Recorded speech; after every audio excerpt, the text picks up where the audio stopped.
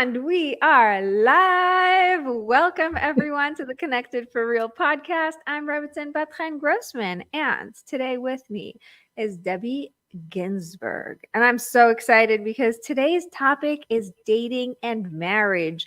And boy, do we have a lot to talk about. So let's get right into it. Debbie, introduce yourself and tell us why you are the perfect person to be talking about dating and marriage. Well, first of all, Rebbetzin, I want to thank you very much for including me in your podcast. I am so excited.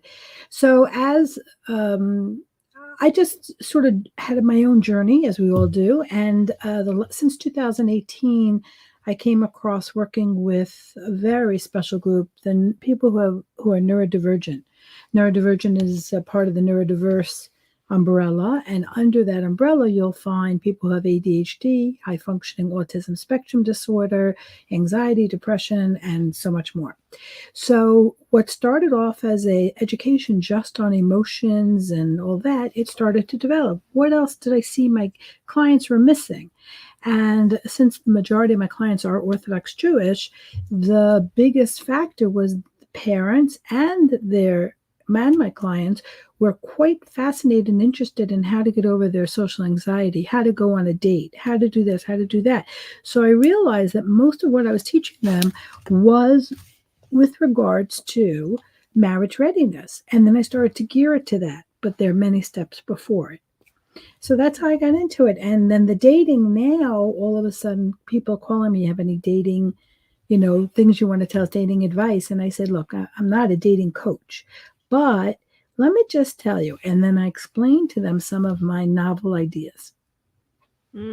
I love that you're talking about marriage readiness because, something I tell my kids all the time is if you think you're ready, for dating, then it has to be very clear to you that you're ready for marriage. And if you think you're ready for marriage, it has to be super clear to you that you're, ready for kids, because things get really, really complicated if you think, oh, I'm just in this stage, but I'm not there yet. So I'll just, sort of fumble across and fall into being ready. It's like, no.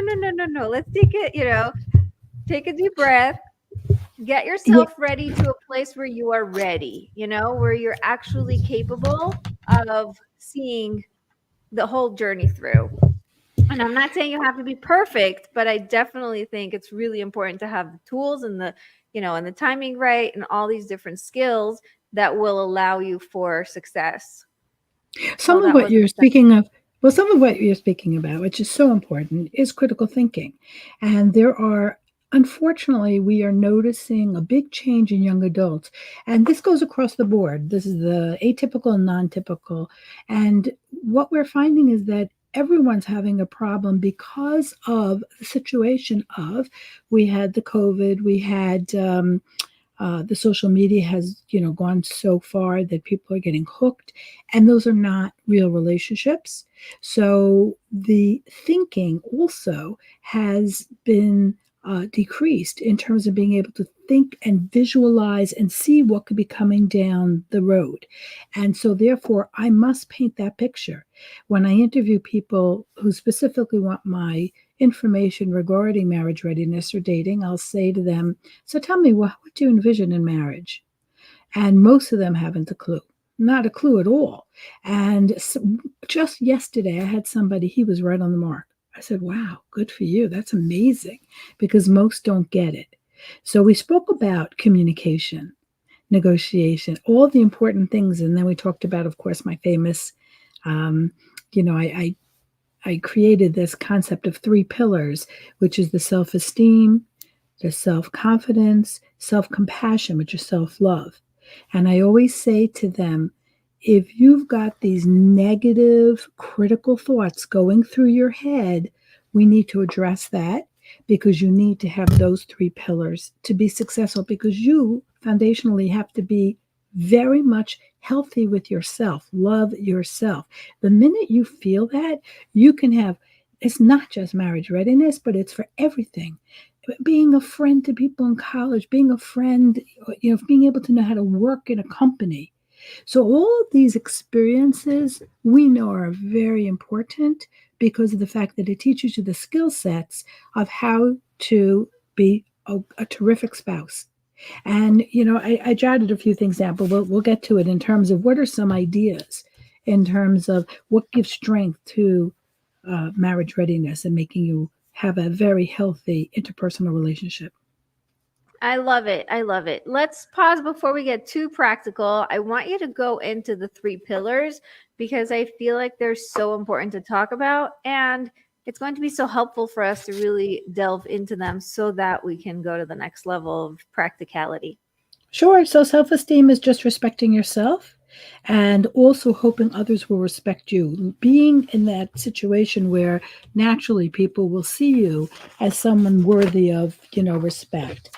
And then we have the self confidence, which is really just having confidence, but saying it like that is far from getting it.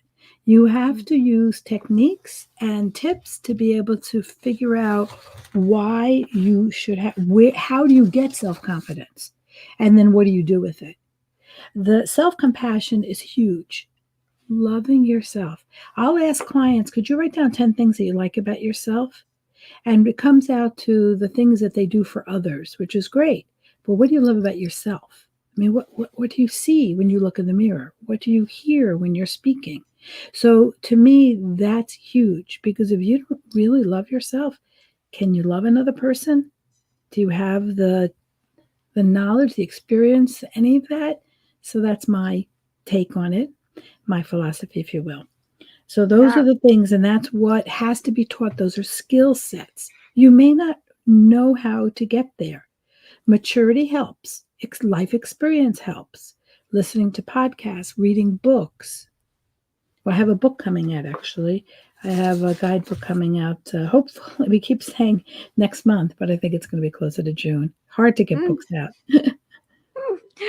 Yes, yes. But that's very exciting that you have a book coming out. I'm very Yeah. excited about Yeah, that. yeah, it's a Um, guidebook. It's a little bit different because it has a lot of worksheets in it, but that's part of the cognitive behavior strategies that I use. I'm not a therapist, I'm a mentor. I teach. And when you use these worksheets, it means that the brain is practicing. And that's how we change the brain because my whole business is based on neuroplasticity, that the brain is described as if it's plastic and can change. So therefore, if you teach people skill sets, the brain will pick up, oh, new habit. But in order to have that habit, you need to be persistent and you need to keep repeating the things that work beneficially for you. So, I love it. I love it. Okay. You know, what's amazing is that, you know, you are working specifically with neurodivergent uh, individuals, but these skills are good for everyone, you that is know? true. And that's what's always so fascinating is we find the skills when we're pushed to really have to teach them, and then we realize how important they are and how Unfortunately, valuable. I think unfortunately that parents and young people don't recognize what's missing because they don't question themselves. They're not necessarily self aware or mindful. When you have those blocks, you're not going to even think about turning to someone for some help. So that's why, in terms of the neurodivergent individual, 20 to 40-year-olds, which is what I deal with, they're more mature and they know I have symptoms that is stopping me from. So, how can I work with my symptoms? And a person who doesn't have symptoms, unfortunately, doesn't have something to signal them you need help. Mm. So, and I really do enjoy working with my neurodivergent clients to see the goals that they achieve once we open up the obstacle, which is your emotions. It's just Yes. beautiful to see their progress. Just beautiful to see that they're not, and the fact is they become non-discernible. You don't even realize they're autism spectrum disorder with ADHD. I just want to touch on one thing. There isn't a person out there that doesn't have some emotional issue. It's just a matter of how you're going to work with it. We call it coping. I call it where you do investigation. Why am I feeling this way? Is it something I can control? And if I can control it, what do I need to do? And you have to keep repeating the good things. And journaling helps because then you make notes of, oh, this worked, this didn't work. So. I love it. Cool. So let's get a little practical. Let's get into some of the skills and how we can use them in our own experiences.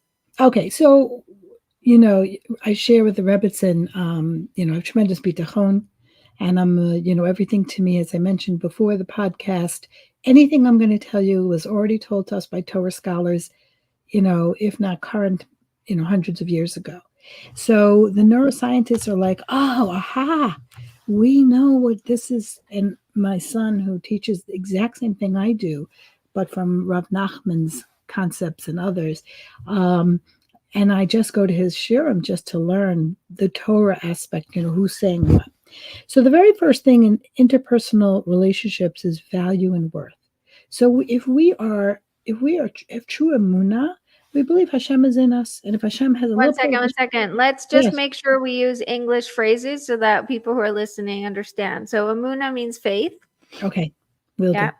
Okay, Okay. so when you feel that you have a part of you has God in you, which many of us believe, then you need to come to terms with the fact that you have value and worth. Too many people knock themselves down. Well, why would God make you a person that has no value or worth? What's the point? We're here to serve God, so therefore we really want to think the highest of ourselves and believe in ourselves. The second, which is so important, is language of emotions. This would be a fantastic course from elementary school up, because as children mature, they understand it better. So there is a feeling wheel. We know that there are 6 basic feelings, emotions that we have, but each emotion could be covering up other emotions. For instance, we are permitted to say in society, it's normative, acceptable to say, I'm angry. Well, what does that describe? Are you jealous? Are you hungry? Are you, do you feel overwhelmed? I mean, there are 21 different emotions under this canopy of anger. Well, we need to dig deep. Which one is it? Because you cannot respond to an emotion that's not known to you. So that's where we go do deep digging. The other is boundaries. Huge. It's okay to say no. It's okay to negotiate because you can't be dictating the boundaries in a relationship. You must hear the other person. You must determine if the boundary that you need is being met by the other person for you to know, is this going to work out? Very important. Stepping out of comfort zone is a hard thing to ask people to do, but we certainly do work on it. And when you do it enough and the client hears me saying certain things, they start to step outside of their comfort zone. I want to just say that people with ADHD get very bored when they're not interested. So the curriculum that I created has to repeat itself, but so different each time. The person's getting really the same message, but the delivery, the story, the narrative is different. Otherwise, I would be losing so many clients' interest. Next, we have a subconscious, and the subconscious plays a very important role in our body. Our subconscious gives us a physical reaction before we're even consciously aware of what we're going through. Pay attention to your subconscious. If you're having headaches and it's not medical, if you're having stomach aches. So I tell people, I teach them this. I also came up with this, where your calm should be at your belly button. Do a body scan 2-3 times a day. Is your calm at your belly button? If not, you'll notice it's literally riding up right through your neck. And before you know, literally people are having anxiety and panic attacks. So if you were to practice deep breathing, and the deep breathing with imagery and visualization, which I'm not going to go into right now, this will help you to keep your calm where it should be so you could stay emotionally regulated. If you go up or down, if you get hyper-focused and you're anxiety-ridden, or hypo-focused and you just completely dissociate with everything, neither one of those stages are good. So we want to be aware of our subconscious. We also, interestingly enough, we need to differentiate between good friends and toxic friends. So, Mm, a good friend is someone who's going to uplift you, support you, encourage you. We call them the front row people. We really need those people. Those are the ones we can be authentic with, let our hair down, and just speak our minds and not feel like we'll be criticized. The importance of a friend relationship is huge because a good friend will help you to be more successful. They'll be honest, but they won't be brutal. They'll encourage you, they won't pull you down. If you are in a situation where friends are constantly making fun of you, putting you down, there's an imbalance and there's something wrong. So the next is we have a lot in this society. I see it all over the place, social anxiety. And that does come from the social media. That also, believe it, and COVID. But here is something that I researched with my colleague.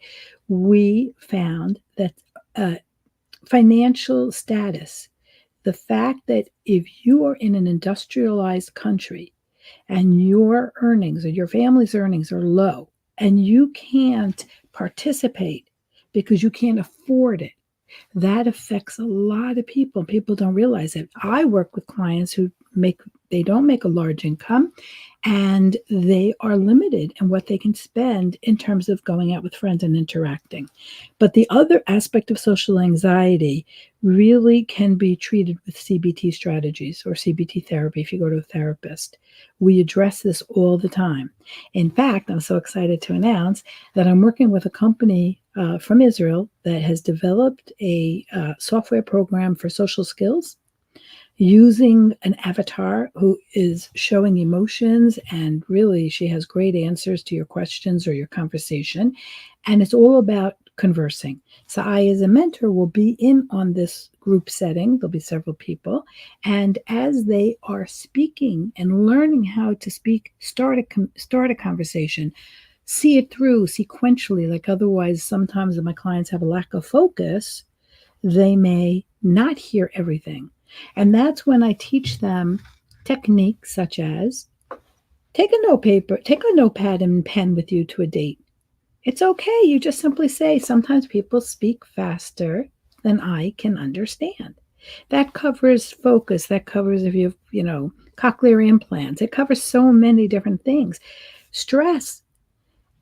You may not have anything but stress and you're not hearing the person because your brain shuts down.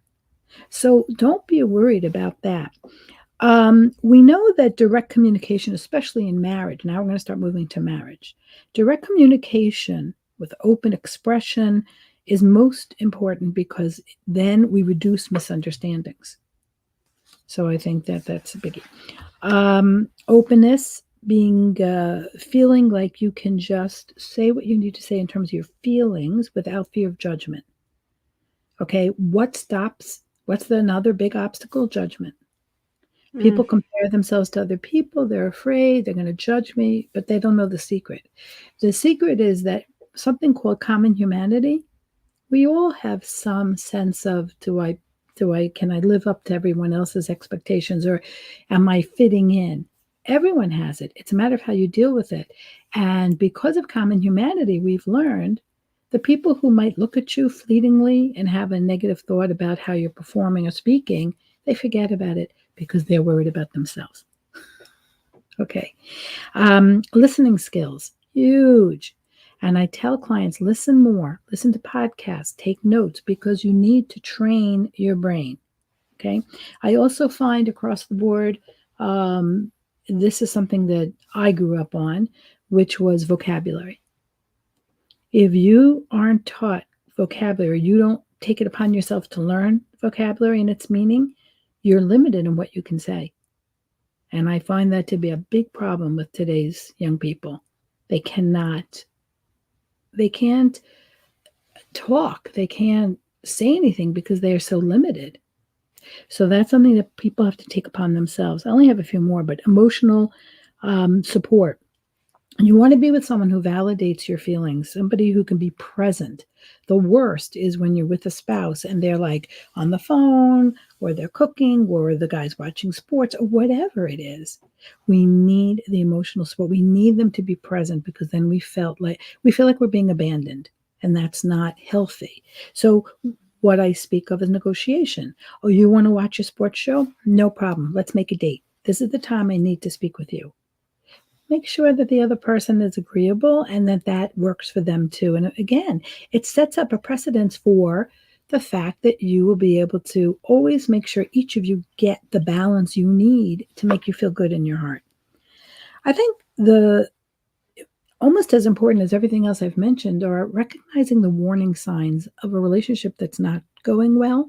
And those are things like lack of respect, um, someone who can't control their behavior, there's no empathy. The person doesn't show empathy to your feelings. There's isolation where they don't want you to have friends. They want to keep you all to themselves. Instability. The person doesn't always go to work, or they don't budget well, or they don't keep up to what their responsibilities are, whatever, however you've decided who handles what. And of course, violence is pretty obvious that, if you dealing with someone who's violent, they may apologize and say, I won't do it. But unless they go through therapy and unless it's really handled, it's not going to change. Right. So those Oh, are I main. love what you're saying. I love what you're saying. I think we should talk about the last part, which is so important. These are the red flags that Yes. you should look at when you are dating, because you can save yourself from so much if you just stay open and aware. And a lot of people, in the dating scene, we're so excited and we fall in love and we're all so like blinded by all the like, gushy and mushy and oh, he's so cute and like all these things are just going to work themselves out. And sometimes people will come and tell you, hey, I see something's going on, or you'll notice something and you'll just like dismiss it because you don't want to believe it.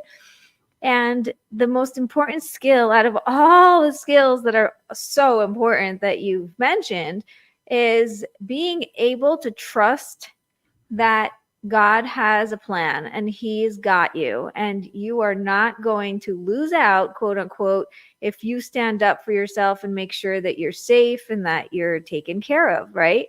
So that fear of like, yeah, but if I say something now, then I'm going to mess up my future. It's like, no, no, no. If you say something now, you're going to set yourself up for an amazing future, right? A lot of people who don't say something because they feel like, oh, it's not nice, I don't want to judge or whatever. No, And no, one no. more You that they're afraid. I'm sorry, one more. There's such yeah, pressure. There's such pressure in terms of, a young woman finding a husband. You're not acceptable in your community. You're an outcast in a sense. You feel like an outcast. So I think that the pressure is causing part of the problems of not looking at or avoiding or just saying, it's okay, I get it. He has this, I'll work with it. And right. then And of course, honestly, listen, if you do want to work with it, if you're totally cool about working with it, that's fine. The problem comes when you're not ready to work with it and you're just going with it because you feel the pressure. And I agree with you. There is a lot of pressure, and the pressure gets worse when you don't lean on God, when you think it's all in your hands and you're in control and you need to make it work, because if not, then you are a failure. No, my friends, chill out. God has got you. He's right here, right now, with you in this, and he has a plan. So sometimes it's really important to trust, all the time. It's really important to trust your gut, to trust the people um, who you trust to tell you, hey, I don't think this is a good idea. And as annoying as that sounds, you have to go with it and you have to trust it. Now, of course, I think that at every stage there is a chance for you to be, oh, okay, I see something that I need to work on. I see something that's going on. Turn to someone, get help. You're not alone. You're never alone. Get proper help. I want to tell you, I repeat a story I just heard from a young woman. She was living in the big metropolitan area. And so her problem there was that she was isolated because in big metropolitan areas, it's harder to find a chevra, I mean, a group of friends. And in her situation, she moved to a small town and she's probably about 26, 27. The powers that be there, the rebbeim or the teachers or whomever know her, started to put pressure on her. So there's internal pressure and there's external pressure. So she called me because I could hear she is so affected by the external pressure, it has caused chaos emotionally for her. So I explained to her that one must be authentic and true to themselves no matter what. And like you said, God will definitely help us with that. But that's huge. If you can be authentic and know yourself well, you'll make less mistakes. Okay, so you'll have that self-confidence to know, okay, so if this guy doesn't work, someone else will come along. Okay, and we talked before about the belief in God to the point where we say that he rules the world, he handles everything. We are responsible to do our part, but in the end, we have to look at everything and say, God meant it to be this way, whether it really works for us or not, there's a reason. We may not know the reason, but we have to trust in God enough to say that it's his doing and I have to go with the flow. It Right. is what it Yeah. is. Radical acceptance is what we call it. Yes, yes. And sometimes we mistakenly think that we know, right? So I have a friend who tells this story about going to the doctor's office, and so she got her daughter, she got in the car, she brought all the paperwork. She needs this one piece of paper from him to be signed for the process to continue.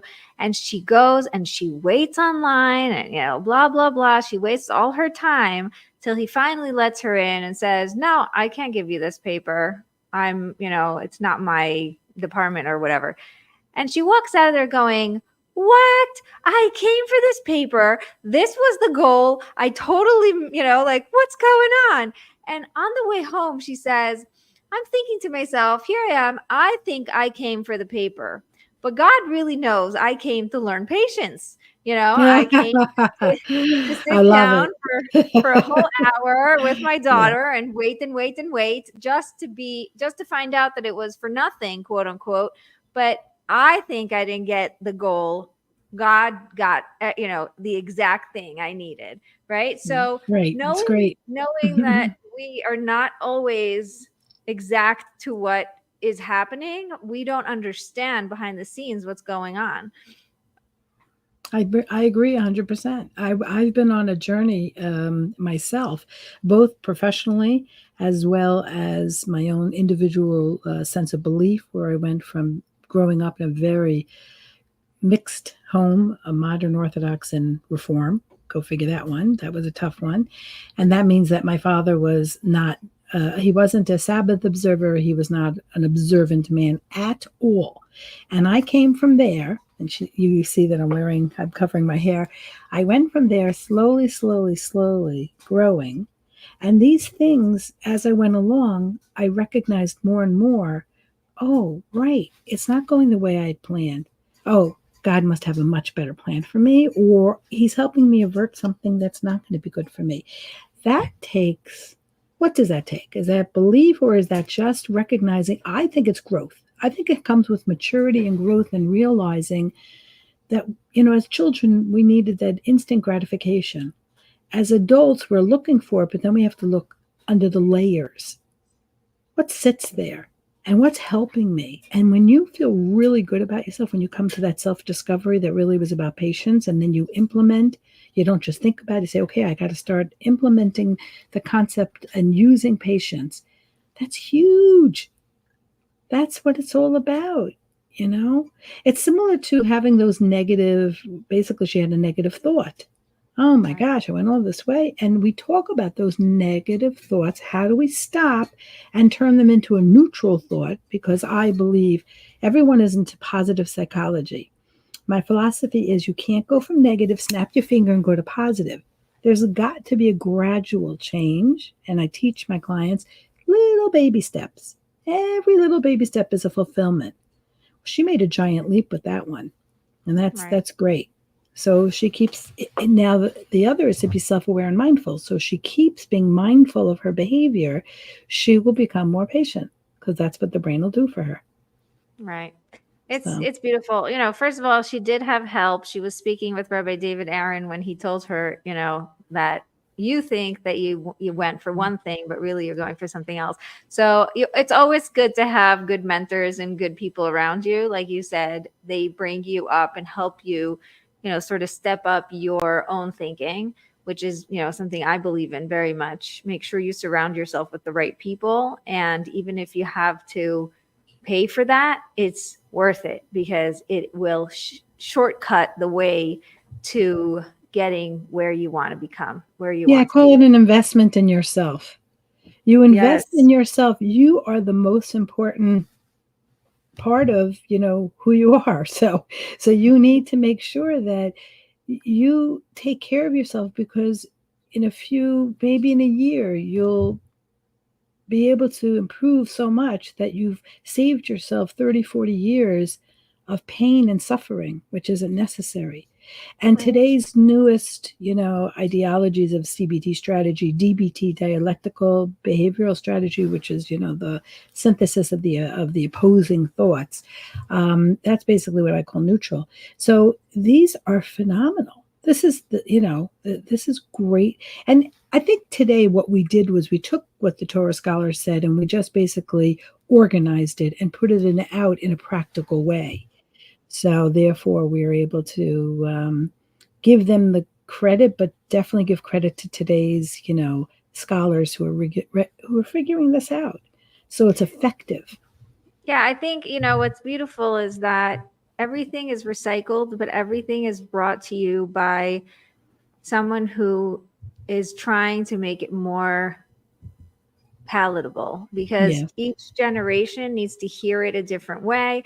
And, where we are now is not where we used to be, society wise and just culturally. So it's very helpful to have the people who are speaking your language repeat the things that are based on, your sources, but are being said in a way that you can swallow, right?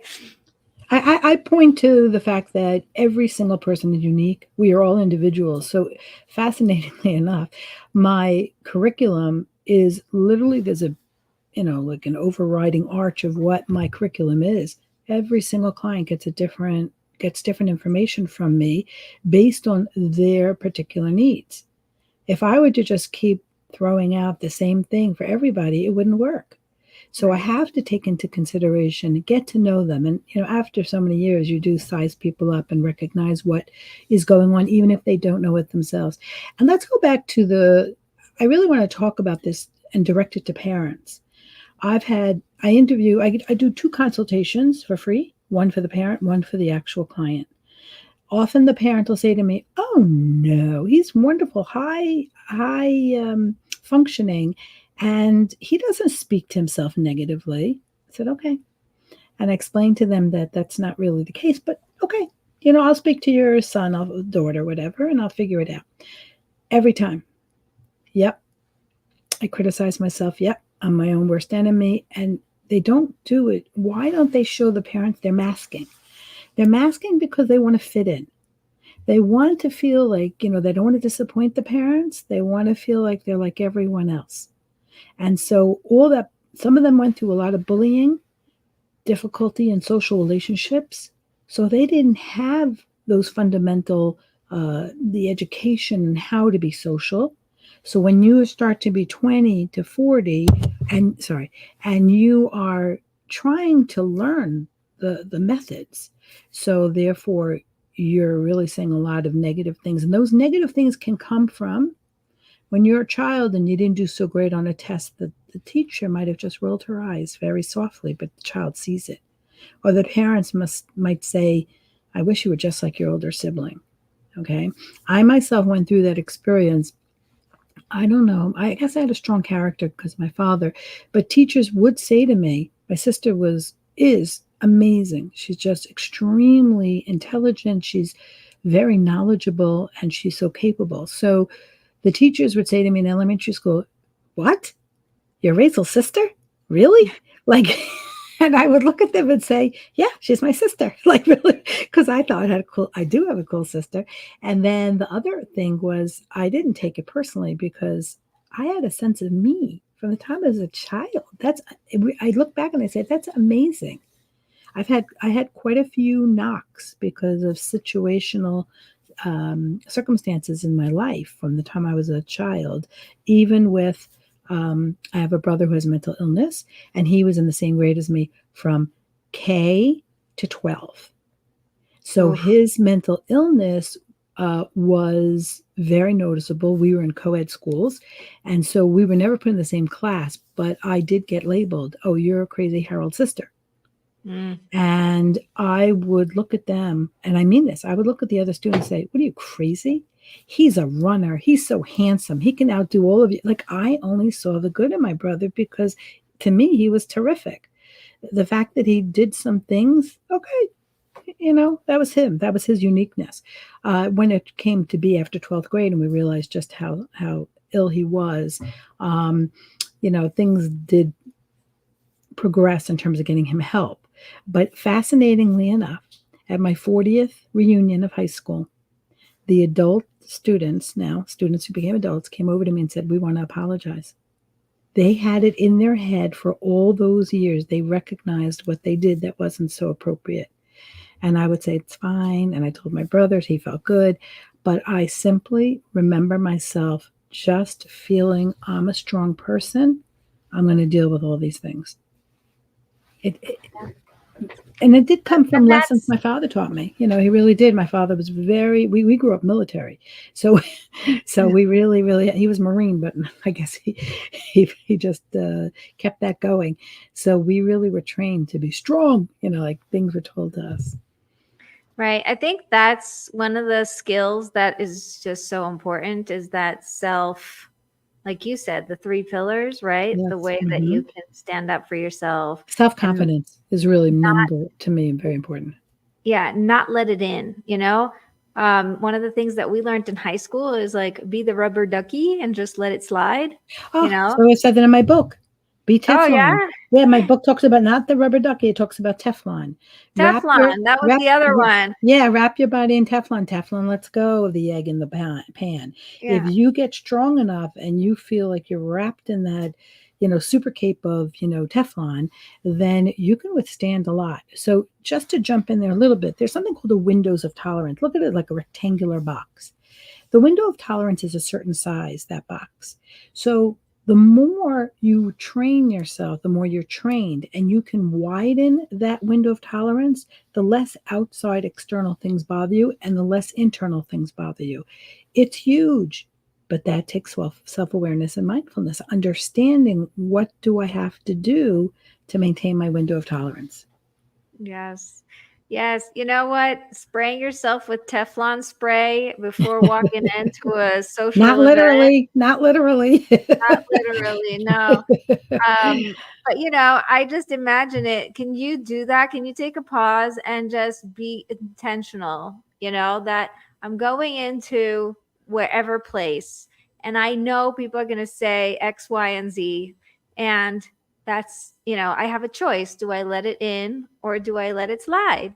And one of the things that I teach is, get yourself a punch card, like a mental punch card, and just keep track of how many people ask the same dumb question. Oh, you're not married yet? Oh, you haven't, moved to Israel yet? What are you waiting for? What's wrong with you? Or whatever, when my niece broke her ankle or twisted it really badly and she had a cast and she was in crutches in a wheelchair or whatever trying to get through. I said, get yourself a punch card. Everybody's going to say, how did it happen? Or even worse, how did you do that? As if it's her fault, right? As if she did something to do it. And you just say, oh, there's another one. And come home to your mom and say, today I got 4 punches in my punch card, and the next day you're going to get 7 and it's going to be fine because you know what? People are asking because they have nothing else to say. Right. It's a Same with, lack of yeah, communication. They you, speak small stuff because that's what, we had a famous quote, I believe it was Eleanor Roosevelt who said, people who speak like, gossiping and all that, they have small minds. The big mind is the person who speaks on an intelligent level. But I wanted to just address that with regards to the thought that, the punch card and pausing. Pausing is huge. We talk about pausing all the time. And I add to that during a pause, take deep breaths. Imagine what you're about to go through. Imagine the steps that are going to occur. So if you're mentally more prepared, and I'm going to bring up a very good story about that. When you're mentally prepared, you're not as stressed. You might come up with a better answer, not just take it, but come up with something snappy, which will help people to realize without insulting anyone, but be assertive, not aggressive, be assertive, where you're putting yourself first. Say, oh, so nice of you to want me to be married. I happen to be concentrating on my career right now. I'll get there. Something just to, to numb them a little because they're really asking outrageous questions. But what I wanted to say is that it's been proven sports teams specifically do a lot of visualization. So they did a test. They took one team and put them out in the field 5 days. The other one was out in the field 2 days and did visualization for 3 days. Which one won? of course, the visualization. Of course, the visualization, because you can see things that you're not prepared for when you're in the field. You can start to, because if you have experience. So visualization is huge. So I forgot to mention, in terms of just everything, people find life overwhelming and then they don't want to do anything. I add two to that, two suggestions. One, whatever you're doing, if you can put on headphones and listen to music or a podcast while you're doing it, you're teaching the brain that what I think is tough, what I'm telling my brain is tough, I can't do it. Well, the music is going to off balance it. It's going to say, I don't like doing it, but now I'm having fun doing it. I've taught my clients to dance I'm very much into dancing, very much while they're doing their organization of their room. Only 15 minutes, 10 minutes, whatever you can tolerate. Then set your timer for 2 minutes for a break. Then make the decision. Can I go back to that? Or do I want to move on to something else? Schedule. Oh, I love this. You know what I did this morning? I put on a song. I said, I'm doing a 1-song cleanup. As soon as the song is done, beautiful. I am done cleaning up.